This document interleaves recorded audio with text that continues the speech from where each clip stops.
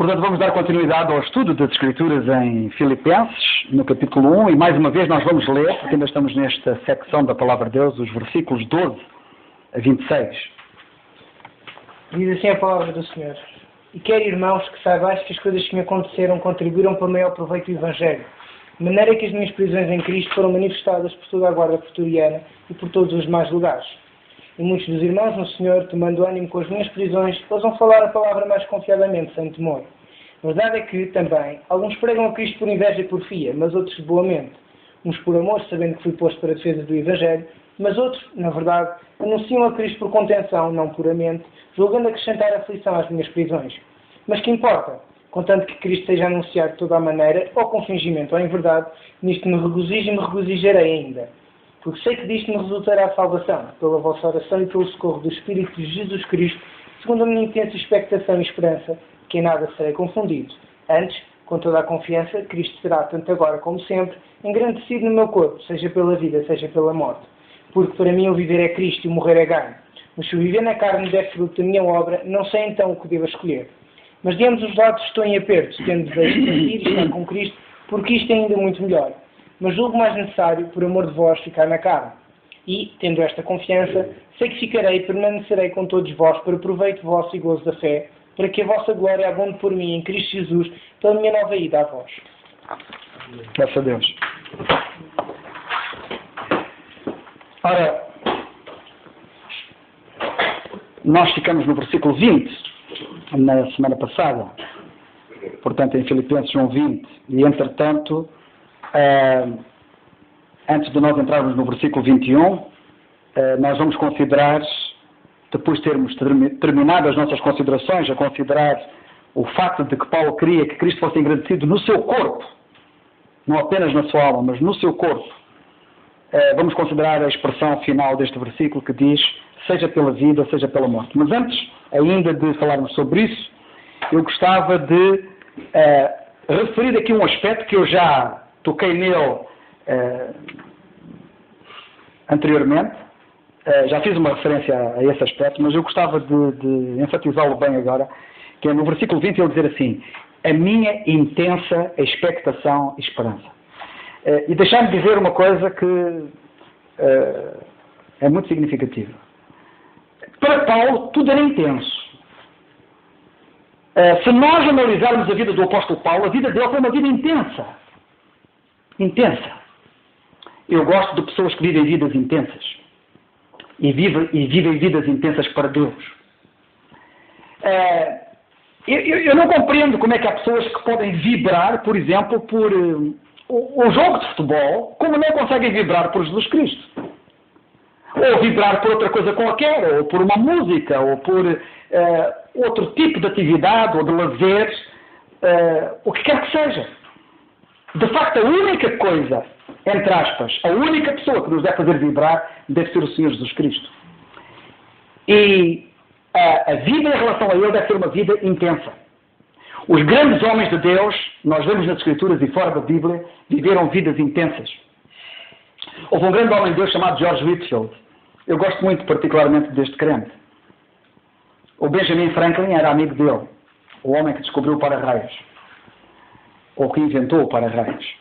E o Benjamin Franklin dizia que ele tinha uma voz tão potente a falar, porque ele pregava ao ar livre, sem microfones, sem aparelhagem, e dizia que em condições atmosféricas normais, e ele estudava as condições atmosféricas, quando estudou a questão do para-raios, e das trovoadas, etc., dos relâmpagos e das faíscas, e ele dizia que em condições atmosféricas normais, a voz de Benjamin Franklin era tão forte que chegava a atingir 2 km de distância.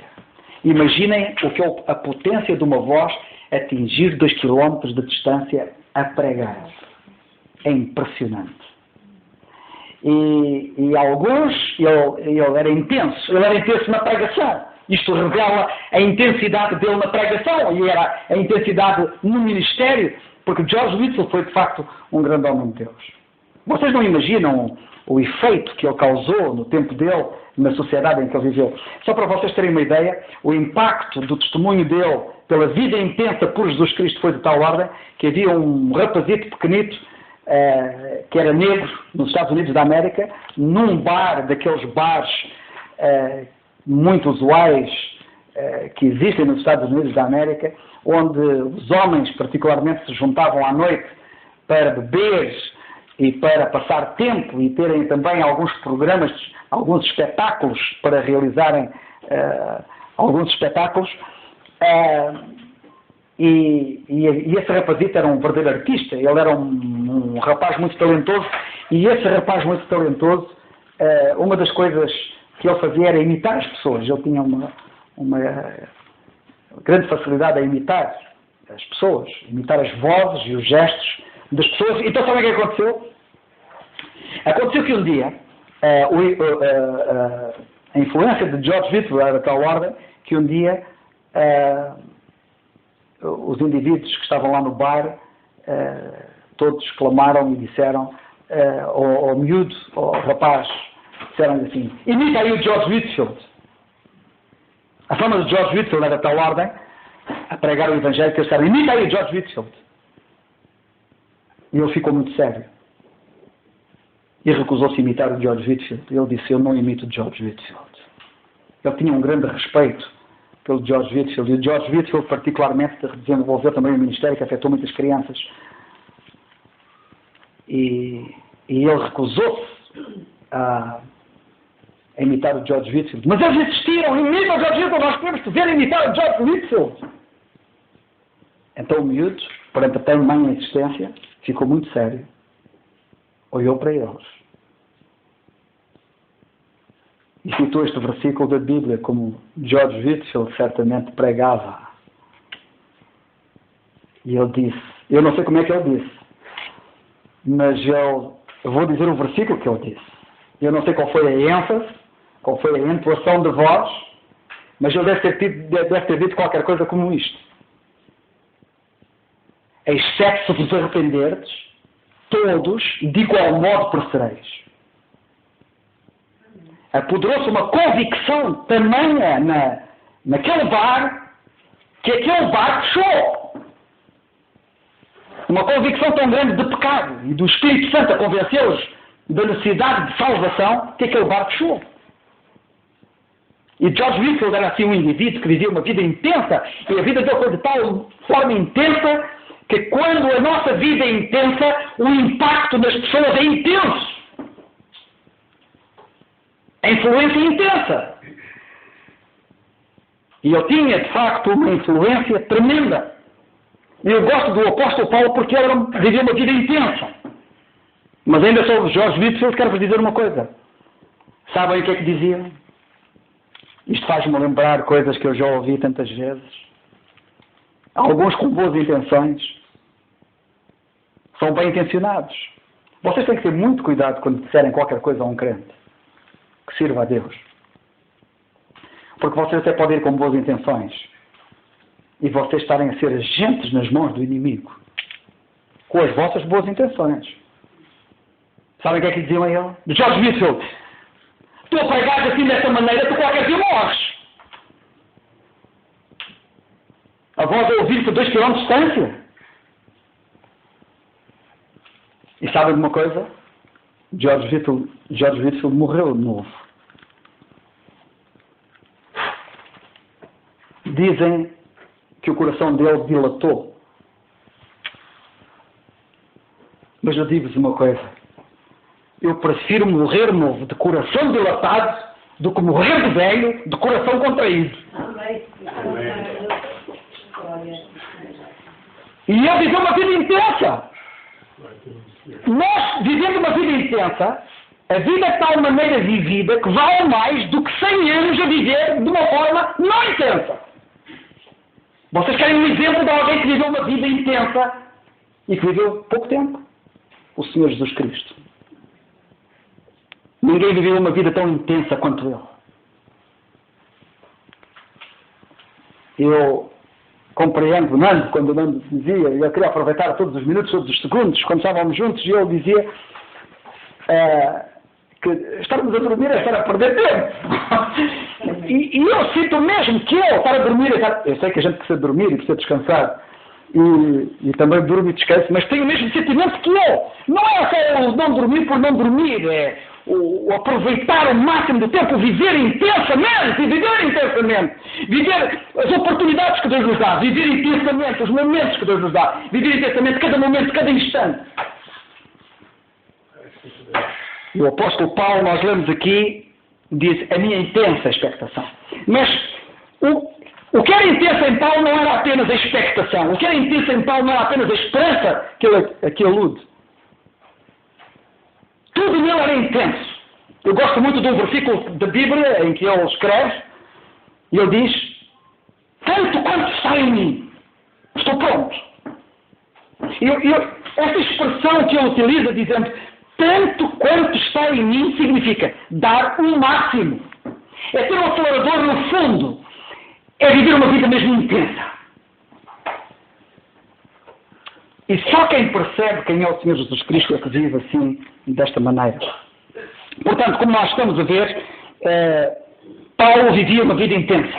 E agora notem, porque de facto como eu disse na semana passada, ele é um verdadeiro modelo, e eu já disse que ele é um modelo na salvação, eu já disse que ele é um modelo no serviço.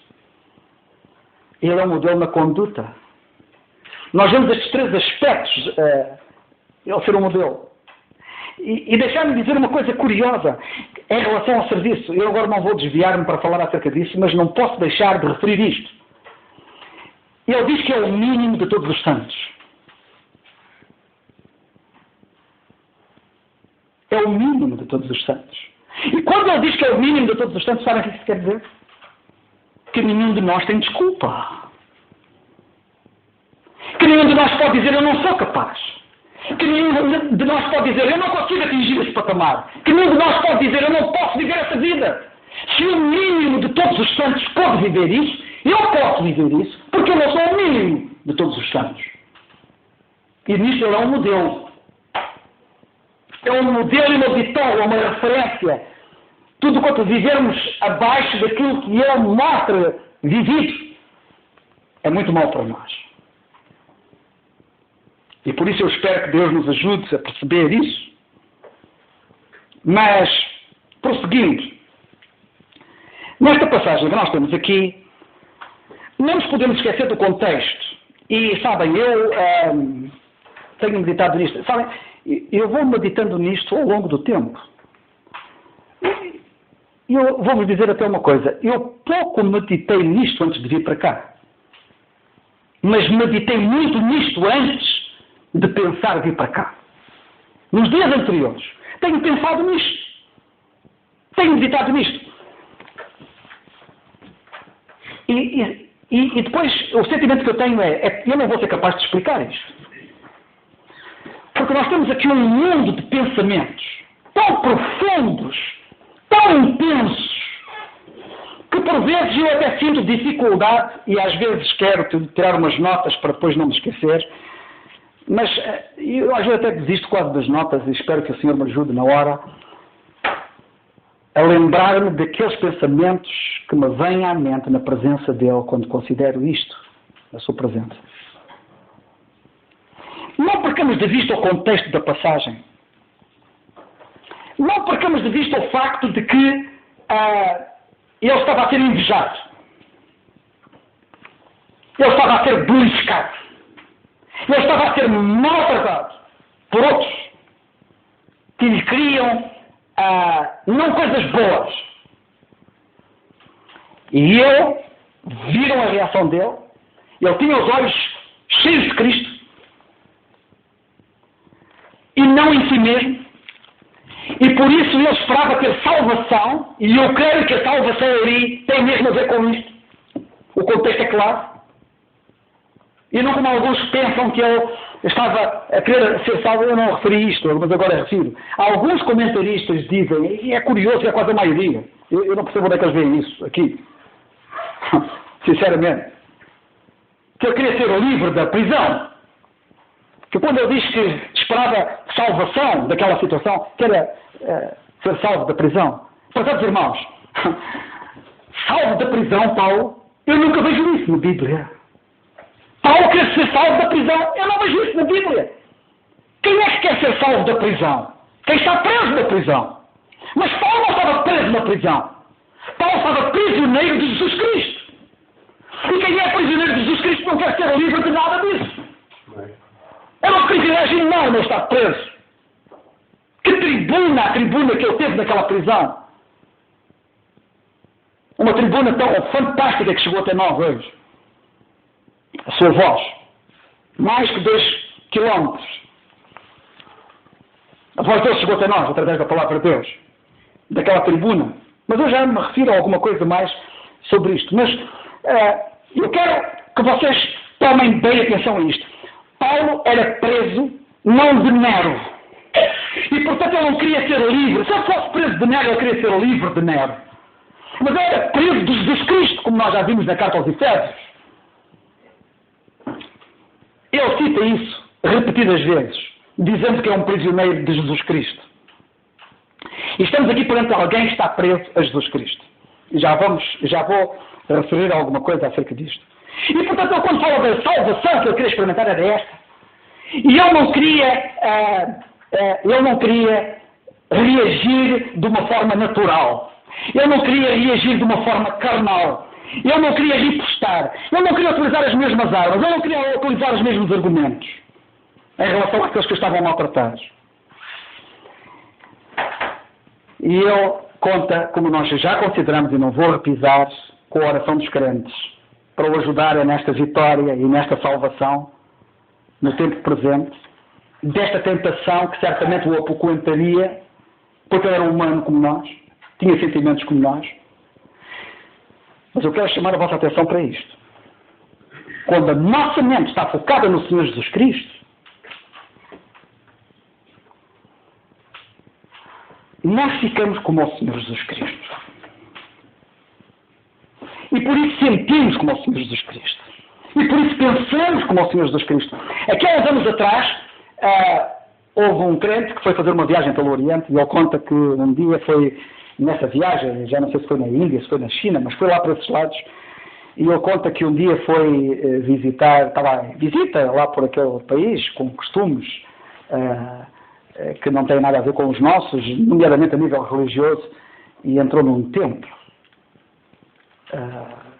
budista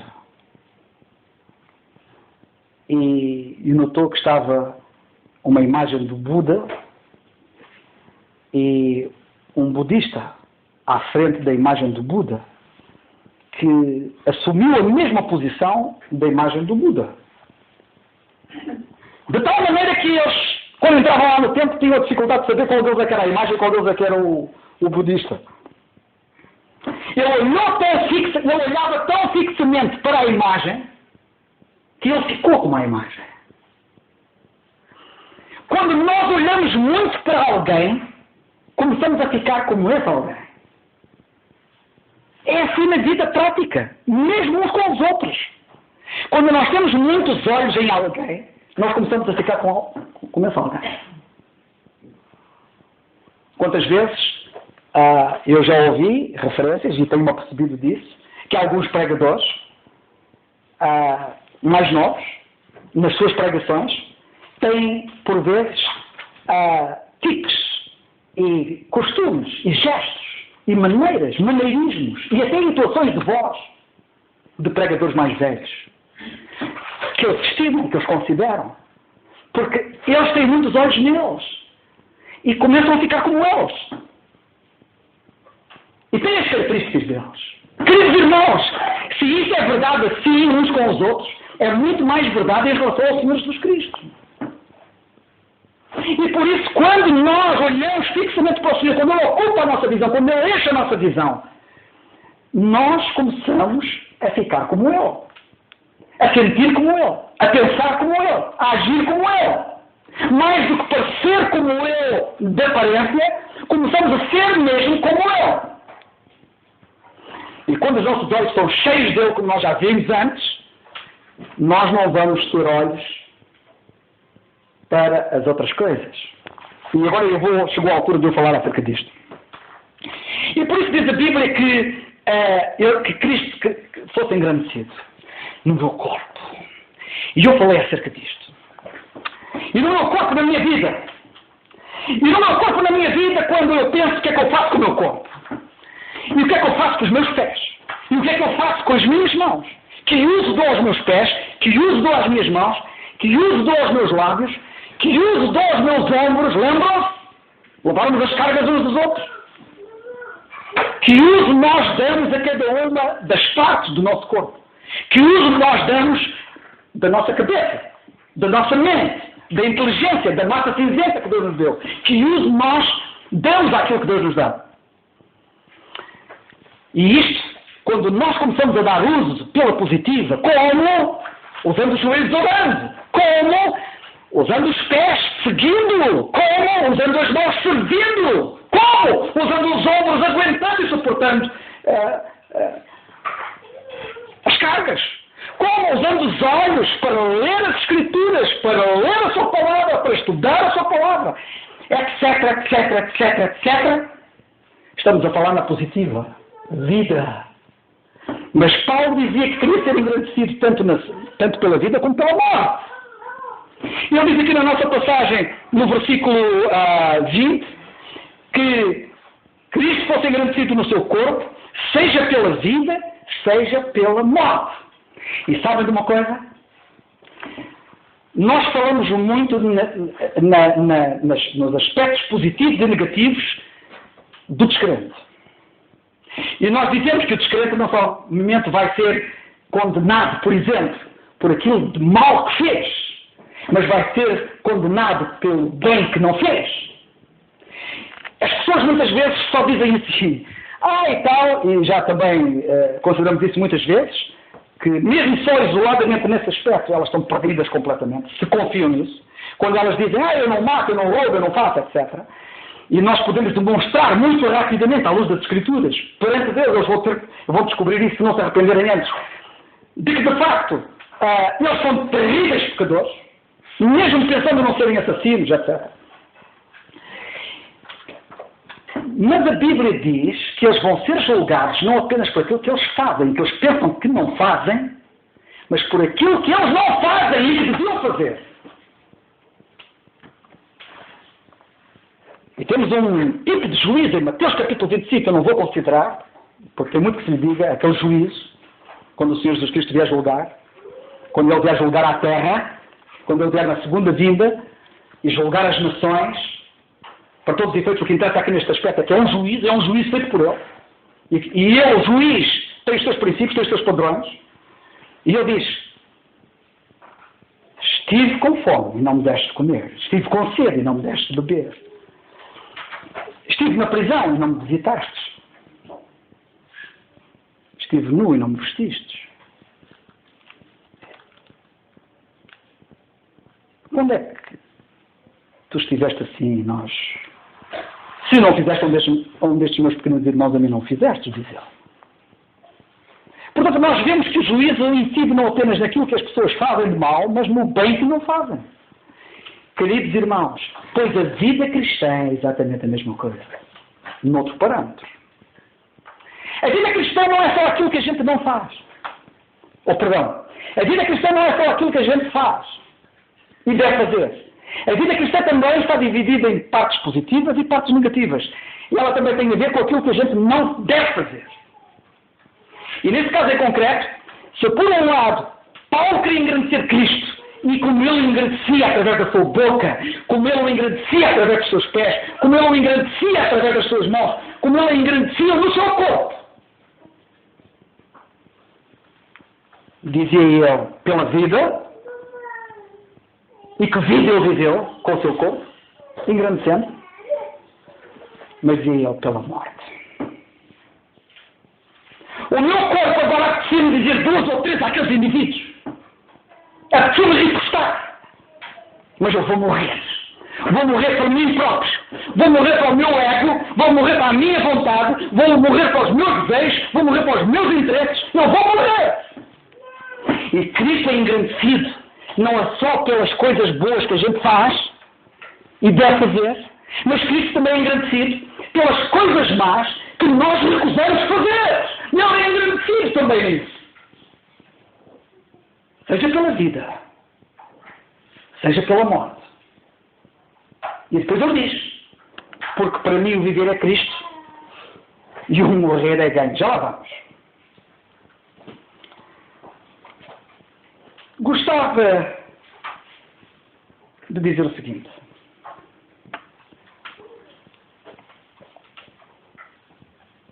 Evidentemente que nós temos aqui dois tipos de pensamentos. Por um lado, não há dúvida nenhuma que está aqui em causa toda esta conjuntura em que ele estava envolvido e o que se estava a passar e a salvação da qual ele queria ser livre. A preocupação dele em engrandecer Cristo e não se engrandecer a si próprio. Não se preocupar consigo, esquecer-se de si. Quando nós estamos fixos em Cristo, ocupados com Ele, não temos os nossos olhos só ouvem a Ele, quando nós desaparecemos completamente do cenário.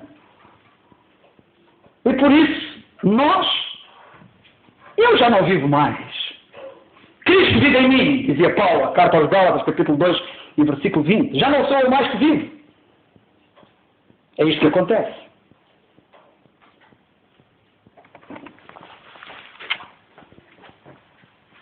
Por outro lado, há um outro pensamento que está aqui associado, que ele depois vai fundi-lo nele, porque tem a ver com isto. Por isso ele diz, porque isto é assim, Cristo vai ser aceito pela vida como pela morte, porque para mim o viver é Cristo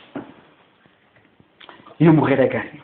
E quando ele diz, para mim o viver é Cristo, significa que Cristo é tudo para ele. O que é o viver para muita gente? Para muita gente é viagens. Viver para essas pessoas, viagens. Quanto mais viajar é melhor. Isso dá-lhes algum prazer, para não lhes dizer todo o prazer que elas imaginam. Mas para Paulo, o viver não era viajar. Para Paulo, o viver não era ter dinheiro. Para muitos, o viver é arranjar dinheiro. Para alguns, viver é família. Para Paulo, viver é de Cristo.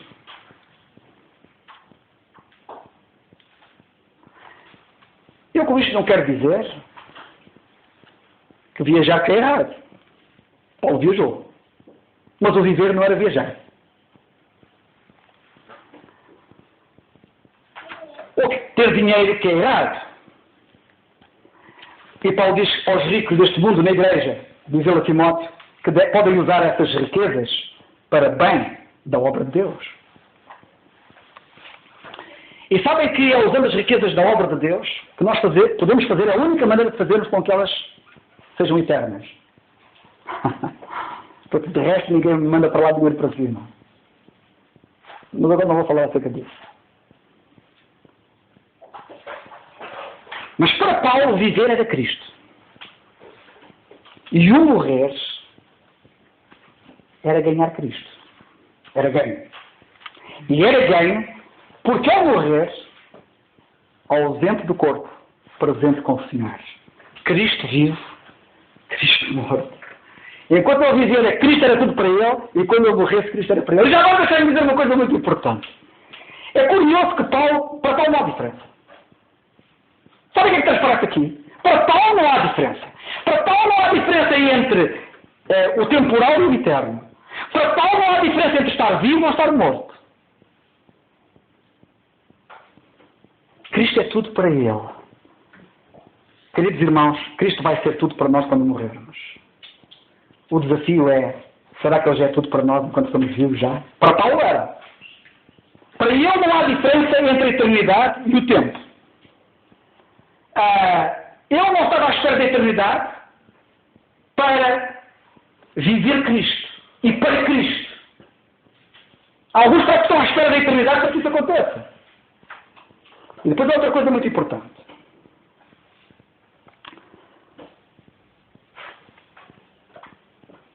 Cristo é engrandecido, seja pela minha vida, seja pela minha morte. Sobre a minha vida. Aqui há uns anos atrás, em 1800 e tal, vivia um grande homem de Deus, outro grande homem de Deus chamado Charles Spurgeon. um grande pregador em Inglaterra. E há pouco tempo nós vimos aqui na igreja aquele documentário sobre a vida dele. E vocês viram como é que ele começou? E vocês viram como é que ele engrandeceu Cristo na vida dele? E como é que ele partiu para a glória? Portanto, estou-vos a falar de uma personagem que vocês conhecem bem, porque vocês viram aquele documentário sobre a vida dele aqui na igreja. Quando ele, partindo do campo, da província, dos arrabaldes, e parte para a grande cidade de Londres, a ponto de haver uma revolução completa em Londres, pelo ministério dele. A fama dele foi de tal ordem, e nós sabemos como afetou a própria realeza e o próprio governo. Afetou toda a sociedade. Charles Spurgeon, as pessoas vinham ouvi-lo aos milhares, quando ele pregava a palavra de Deus. Mas na mesma altura em que Charles Spurgeon estava lá em Londres a pregar daquela maneira, havia um outro pregador, que eu não sei qual é o nome dele, que também tinha muita fama. Ele foi contemporâneo de Charles Spurgeon. E ele pregava eloquentemente.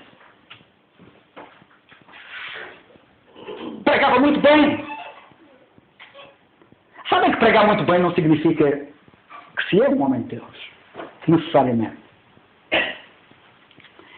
E um dia houve dois amigos que foram a Londres e disseram assim,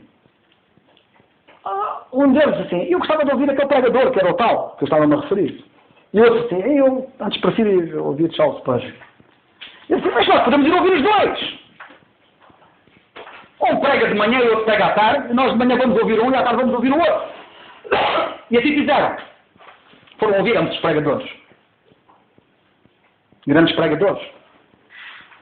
Quando terminaram ambos os cultos, eles comentaram um com o outro. E eram assim um para o outro. O que é que tu dizes? Quando ouviram de manhã, disseram assim, que grande pregador. Era um sentimento mútuo de ambos. Saímos daqui, que grande pregador. Tal era o pregador. Quando foram ouvir o Spurgeon à tarde, comentaram também. E o que é que tu tens a dizer? Resposta mútua um e do outro. Que grande Salvador. Já tem uma diferença? O grande homem de Deus não se projeta a si. O grande homem de Deus projeta o Salvador. O grande homem de Deus não se engrandece a si. O grande homem de Deus engrandece os Senhores.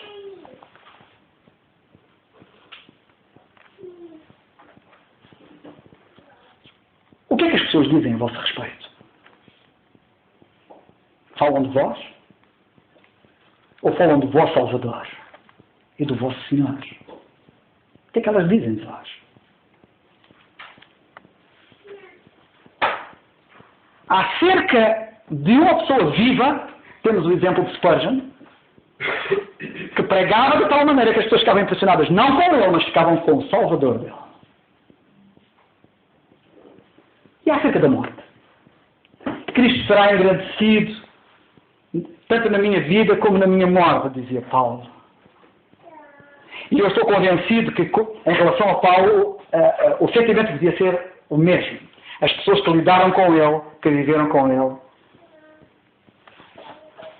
deviam ficar impressionados com Cristo. Porque para mim o viver é Cristo. E eu não vivo mais, eu não. Eu já estou crucificado com Cristo.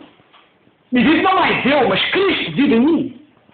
E as pessoas que lidavam com ele deviam ter este sentimento, ficarem impressionados com Cristo. É muito importante quando as pessoas lidam connosco, pela forma como nós vivemos e pelo significado que o Senhor tem na nossa vida, que as pessoas estejam a confrontar-se com o próprio Cristo. Está em nós. E quando morremos? Quando vamos a alguns funerais, a maior parte dos funerais, tantos elogios à pessoa que morreu. Foi um grande homem, foi uma grande mulher, foi isto, foi aquilo. São poucos, muito poucos, que alguém referindo-se ao defunto tenha dito assim: que grande salvador este homem teve, que grande salvador esta mulher teve, que grande senhor.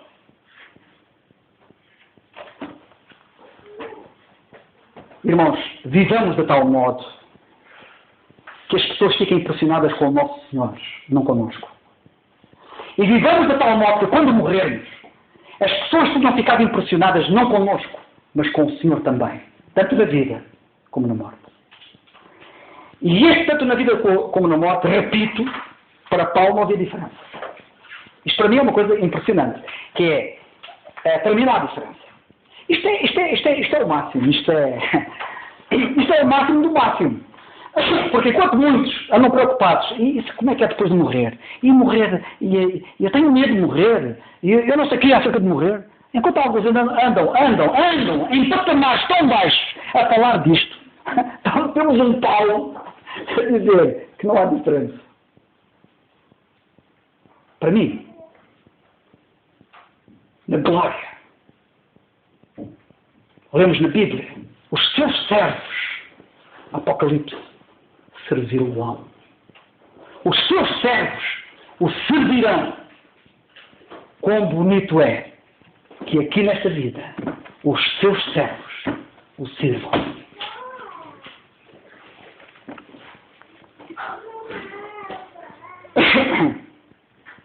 Porque para mim viver é Cristo. Depois ele diz no versículo 21, porque para mim viver é Cristo e o morrer é ganho. Como eu disse, há alguns só se queriam magnificar a si próprios. Há muitos que se querem magnificar a si próprios. E deixai-me dizer aqui uma coisa importante. Eu sinto-me... Qual é a palavra?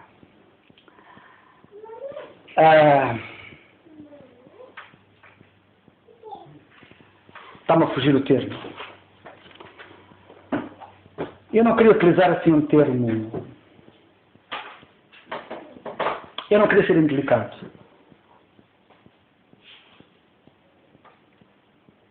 Eu não gostava de ser indelicado. Mas as coisas têm que ser postas no sítio certo.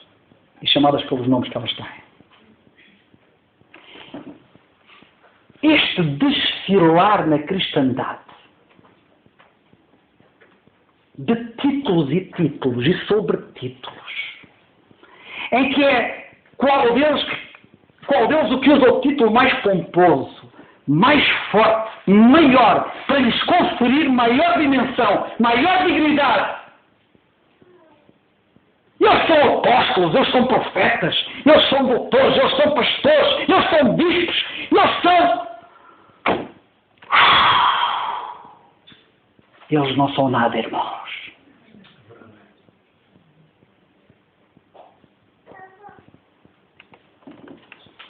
Jó dizia que não usaria de lisonjas em relação ao homem, porque o meu Deus me levaria antes.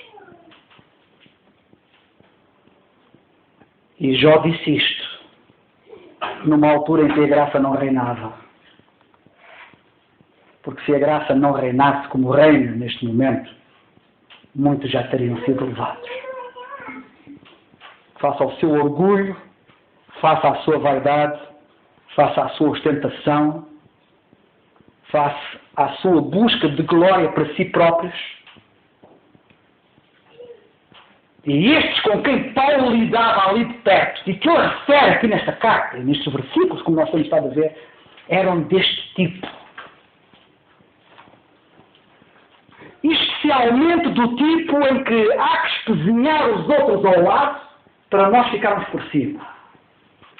Quanto mais os humilharmos, mais engrandecidos seremos. Fico triste. Fico triste quando há pessoas que se viram para mim e dizem que eu devia ir para um seminário que não fui. Querendo-me rebaixar. Mas não é só a mim que dizem isto. Dizem aos que, como eu, assim fizeram e procederam. Mas fico triste. Ao quererem me rebaixar dessa maneira, eles querem se pôr em bicos de pés. Não, eu não vou classificar isto. Mas tem que dizer isto, porque isto é recente, isto foi há pouco tempo. Tem que dizer isto. É a realidade. São eles que estão à frente das igrejas, que pensam assim, que assim falam, que assim procedem. O apóstolo Paulo, não. Para mim viver não é Cristo. Para mim viver não sou eu. Para mim não conta o meu ego, para mim não conta os meus interesses, não conta os meus desejos, não conta a minha vontade. E o morrer é ganho. Quando eu morro para os meus interesses, quando eu morro para os meus desejos, quando eu morro para a minha vontade, eu ganho com isso. Eu ganho quando morro para mim. Aqueles que vivem para si só perdem. Porque viver só ganha quem vive para Cristo. Viver só ganha quem para si viver é Cristo. Porque quem para si viver não por Cristo só perde. E quando morremos para nós, quando morremos para a nossa imagem, quando morremos para o nosso estatuto, quando morremos para a nossa posição, quando morremos para tudo o que tem a ver connosco, só ganhamos, irmãos. Só ganhamos. Noutra dimensão e noutra relação, que eu não vou explorar agora, gosto muito quando o Senhor dizia, por outras palavras, quem quiser vir após mim, toma a sua cruz. Mas alguns não querem a cruz, querem a coroa. Alguns querem pegar na coroa. Alguns querem seguir a Cristo com a coroa na cabeça. Mas Jesus disse que quem quiser vir após mim, toma a sua cruz. E eu gosto de pensar nos sentimentos que iriam naqueles que pegavam numa cruz naquela época. Irmãos, pensem nisto. Quando um indivíduo pegava numa cruz, naquele tempo, sabem o que é que significava? Significava dizer adeus a tudo quanto lhe dizia respeito. Adeus meus prazeres. Adeus meus interesses. Adeus a minha posição, qualquer que ela fosse que eu tivesse na vida. Eu vou morrer. Eu levo a cruz. Vou para a morte. E vou dizer adeus a tudo. Vou dizer adeus à família. Vou dizer adeus aos meus interesses, como eu já disse. Vou dizer adeus a tudo que a mim me diz respeito. Queridos irmãos, quando um indivíduo pega na cruz, como Jesus disse, diz adeus a tudo, menos a Ele. Porque quem quiser vir após mim, comigo, vai tomar a sua cruz. Quando nós seguimos a Cristo, deixamos tudo mais. E quando nós pegamos alguma coisa do mais que não podemos pegar, deixamos a Cristo. Temos que escolher.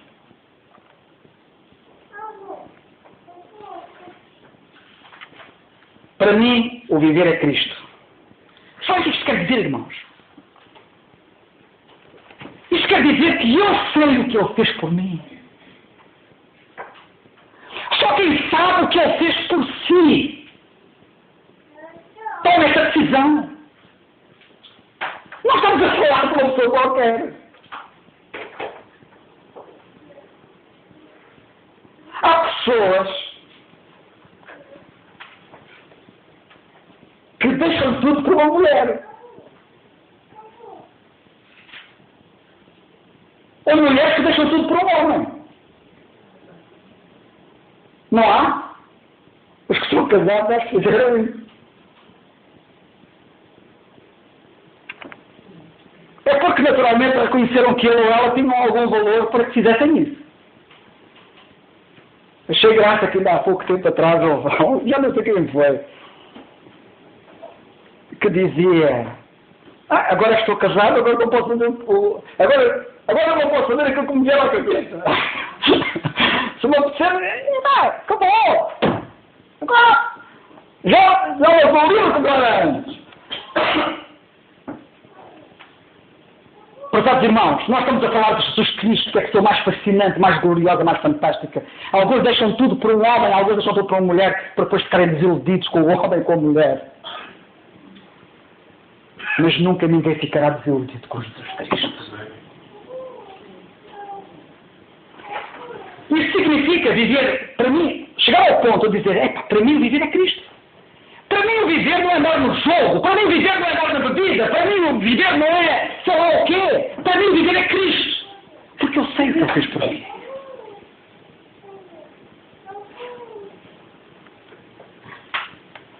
Uma das coisas que a Bíblia diz para nós fazermos é ações de graças.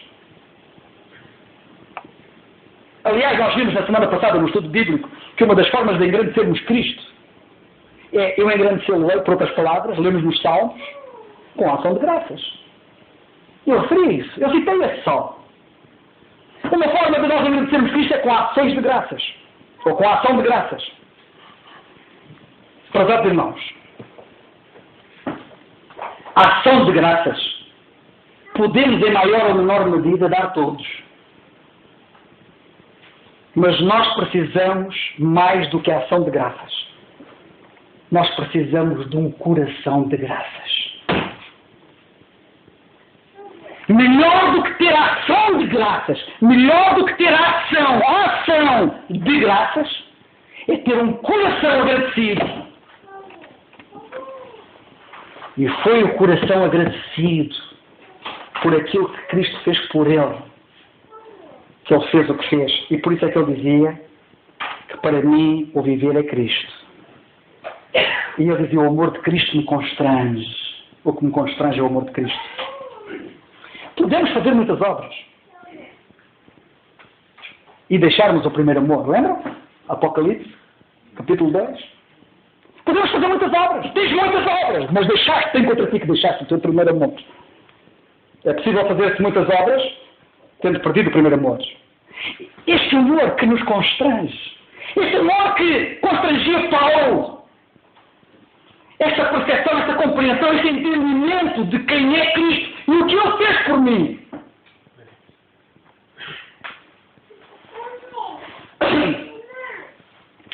Eu dou graças a Deus pelo apóstolo Paulo e por homens e mulheres que, como ele, perceberam isto. O apóstolo Paulo, não sei se vocês sabem, mas insere-se no conjunto dos crentes que eu considero os crentes de sinal mais. Há crentes de sinal menos. A maior parte dos crentes do sinal da vida deles é um sinal menos. Estão sempre com saldo negativo. Vivem uma vida negativa. Vivem uma vida abaixo do padrão. Eu gosto dos crentes com sinal mais. Querem tempos? O apóstolo Paulo disse acerca dos crentes que eram de Bereia. Os crentes de Bereia, disse Paulo, são mais nobres do que os de Tessalónica. Crentes com sinal mais. Sabem o que é que o apóstolo Paulo disse acerca de si próprio? Na primeira carta aos Coríntios, no capítulo 15, ele disse assim, eu passo a citar, capítulo 15, versículo 10, diz ele assim: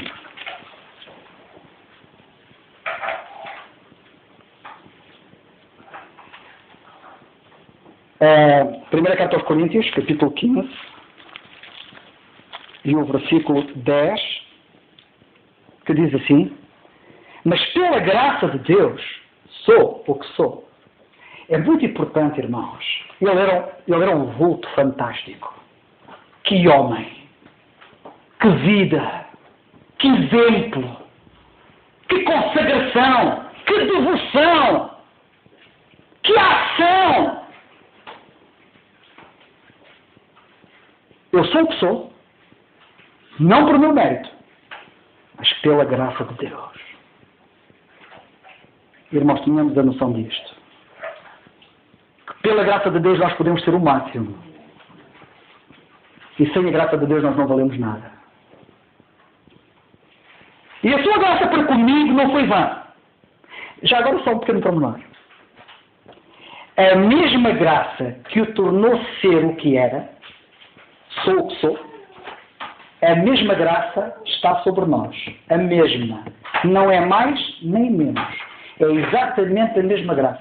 Só que aqui pode haver uma diferença entre a graça que estava sobre ele e a mesma graça que está sobre cada um de nós. Sabe qual é a diferença? É que para ele não foi vã. E para nós pode estar a ser vã essa graça que Deus nos revela e que Deus nos mostra. Antes, versículo 10. Trabalhei muito mais do que todos eles. Todavia não eu, mas a graça de Deus que está comigo. Sabem o que acontece quando a graça de Deus não é vã para connosco? Nós tornamos em crentes de sinal mais. Trabalhei muito mais. Um crente que anda com Cristo, um crente que vive Cristo, é um crente com sinal mais. Sabem o que é que nós lemos acerca? Sabem o que é que ele diz acerca disto também na segunda carta aos Coríntios, no capítulo 11? E nós temos que terminar. Eu gostava de avançar mais um pouco, mas...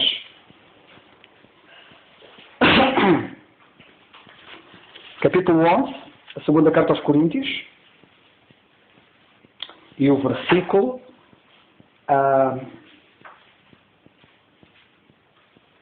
é o versículo 23. 11, 23, diz ele assim.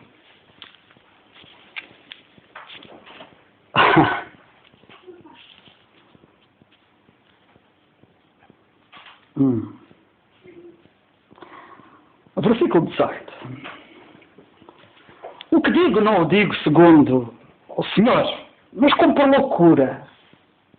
Sabem que alguns precisam de ouvir esta mensagem para ver se bem não, para ver se acordam. E ele não vai dizer isto é irónico, sabem? O que ele vai dizer é uma ironia. Ele vai dizer como por loucura aquilo que ele vai dizer. Nesta confiança de gloriar-me, como é óbvio, por tudo aquilo que ele disse, ele não se pode gloriar a si próprio, ele vive em Cristo. Mas ele tem que dizer isso, que é para ver se as pessoas acordam. As pessoas às vezes não percebem, tem que se falar de maneira diferente para ver se elas acordam. Pois muitos se gloriam segundo a carne, eu também me gloriarei. Então, vocês que se gloriam a carne, então querem pedir messas, então vamos a messas. Porque sendo vós sensatos, de boamente tolerais os insensatos. Pois sois sofredores, se alguém vos põe em servidão, se alguém vos devora, se alguém vos apanha, se alguém se exalta, se alguém fere no rosto. Envergonhado digo, como se nós fôssemos fracos, mas no qualquer tenho ousadia, com insensatez falo, também eu tenho ousadia. São Deus! Orgulham-se disso. Pois, então saibam do seguinte, também eu. São israelitas, também eu. São descendência de Abraão, eu também. São ministros de Cristo. São ministros de Cristo. Falo como fora de mim. Como é óbvio, isto é irónico. Porque Paulo nunca diria isto a sério. Ele estava a dizer isto para ver se eles acordam. E eu ainda mais. Sou ministro de Cristo. Então, olha, eu ainda sou mais. Porque, de facto, pode já ver a vida que ele viveu. Crentes com sinal mais. Mais. Eu, mais. Em trabalhos, muito mais. Em açoites, mais do que eles. Em prisões, muito mais. Em perigo de morte, muitas vezes. Irmãos, deixai-me dizer aqui uma coisa curiosa. Que medalhas ostentei ao peito? Entre outras. Sabem quais são?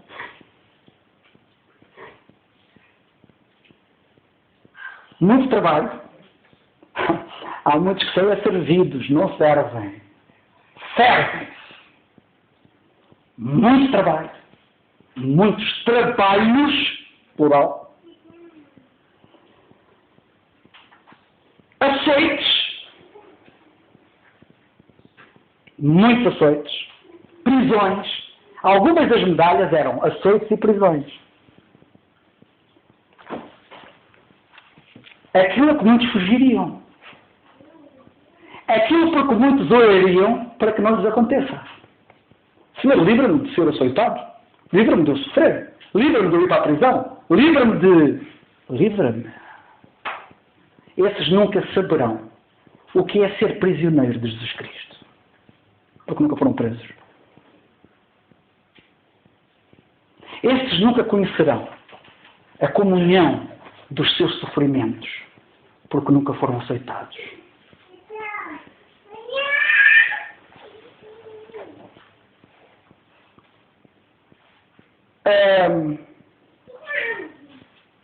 Para terminar esta parte, que eu penso que devo terminar esta parte,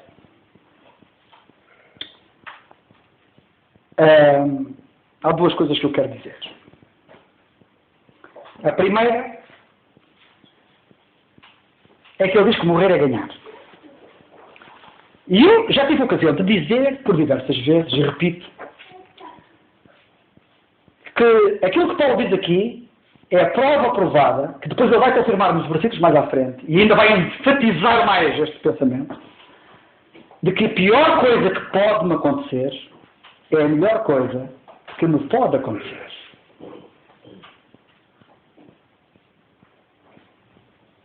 Porque a pior coisa que me pode acontecer é a morte. E a morte, à luz do que está escrito na Bíblia, é a melhor coisa que me pode acontecer. Porque morrer é ganhar. Irmãos, eu estou aqui para ganhar, não estou aqui para perder. Ninguém gosta de perder. O cristão é a única pessoa que, quando morre, ganha. Os que morrem ganham. Perdem os que ficam. Mas os que morrem ganham. E agora, e portanto, como eu costumo dizer, não há coisa má. Se a pior coisa que me pode acontecer é a melhor coisa que me pode acontecer, não há coisa má que me possa acontecer que não seja boa. É lógico? É lógico ou não? Se a pior coisa que me pode acontecer é a melhor coisa que me pode acontecer, não há coisa má que me aconteça que não possa ser boa. Isto faz-nos encarar a vida de maneira diferente. Isto faz-nos encarar a doença quando ela bater à porta de maneira diferente. Isto faz-nos encarar o problema do desemprego quando ele nos bater à porta de maneira diferente. Isto faz-nos encarar a vida de maneira diferente. Nas contrariedades, nos sofrimentos. Vamos olhar para os sofrimentos como medalhas? As contrariedades vão ser promoções. E por último, eu vou dar um salto para o versículo 22, Filipenses 1, 22, que não vou dar salto nenhum, é o versículo a seguir, que diz assim: mas se viver na carne, e termino com este pensamento, mas se viver na carne me der fruto da minha obra, não sei então o que devo escolher. Prezados irmãos, eu só vou terminar com isto e depois, para a semana, continuamos. Sobre isto também. Mas vou terminar com isto no ar para nós refletirmos bem. A nossa vida é feita de escolhas, irmãos. Nós estamos permanentemente a ser confrontados com situações que temos que fazer escolhas. Sempre. Quando eu acordo de manhã, eu tenho que fazer logo uma escolha. Levanto-me ou fico mais tempo na cama. Começa logo aí. Depois outra escolha que eu tenho que fazer é oro ou avanço sem orar. Começo o dia a viver o dia sem ler a Bíblia ou leio a Bíblia no princípio do meu dia.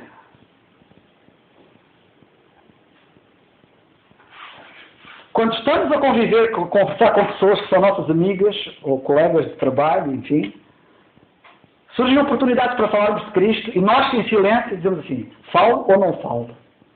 E tomamos uma decisão. Muitas vezes não falamos. Muitas vezes falamos. Nós estamos sempre a tomar decisões. A vida cristã é uma vida de decisões contínuas. O apóstolo Paulo estava naquela situação de: e agora? E eu respondo àqueles indivíduos que estão, mas eles mereciam que eu lhes respondesse, dissesse ali 2 ou 3, que era para eles saberem como é que era, ou é melhor ficar, morrer, que é ganho para mim. Eu tenho que tomar essa decisão. Mas a decisão que eu quero que vocês reparem nesta passagem é esta.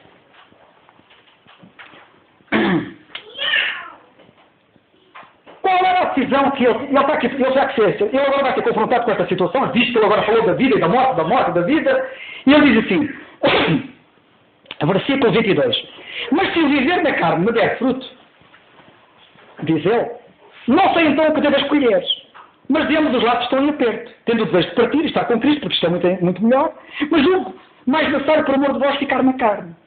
E ele então tem que tomar aqui a decisão de qual é a decisão que ele toma? E vocês já repararam que está aqui numa situação que tem que tomar uma decisão. E ele tem que tomar uma decisão, que decisão é que toma? Partir e estar com Cristo? Ou ficar com os crentes cá, ainda? Mas eu só quero deixar-vos este pensamento para vocês pensarem sobre isso. O apóstolo Paulo diz que partir é muito melhor. Não diz? Não é o que está lá escrito. E qual foi a escolha dele? Ficar. Também aqui, nós vemos que tal como o Senhor Jesus Cristo, porque para ele viver de Cristo, pensou nos outros e não em si. Pensou mais no interesse dos outros e não no dele. Ele partindo, que era muito melhor, ele iria ficar melhor. Mas ficando, ficavam melhor os outros. E ele pensava sempre no melhor interesse dos outros do que no seu interesse. Que altruísmo. O ego continua fora de vista do apóstolo Paulo. Estava fora de vista numa situação de tensão. E só tinha olhos para Cristo e não para ele. E estava fora de vista numa situação de decisão em que ele tinha que fazer uma escolha. Escolheu ficar. E agora nota, sem pensar que ficando, ficava na prisão, ficava com sofrimento, ficava com Nero, com o poder de Nero.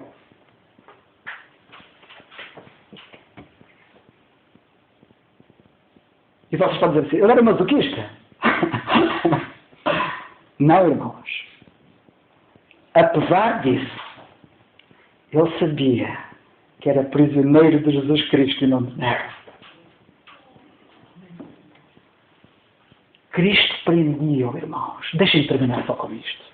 Eu quero falar cada vez menos, mas cada vez vou falar mais, mas tem que parar. Cristo prendia. Ele era prisioneiro de Jesus Cristo. Ouçam isto. Cristo prendia. Irmãos, o que é que nos está a prender a nós? O que é que me prende a mim? O que é que vos prende a vós? O que é que vos fascina? Para mim, o viver é Cristo. Que assim seja.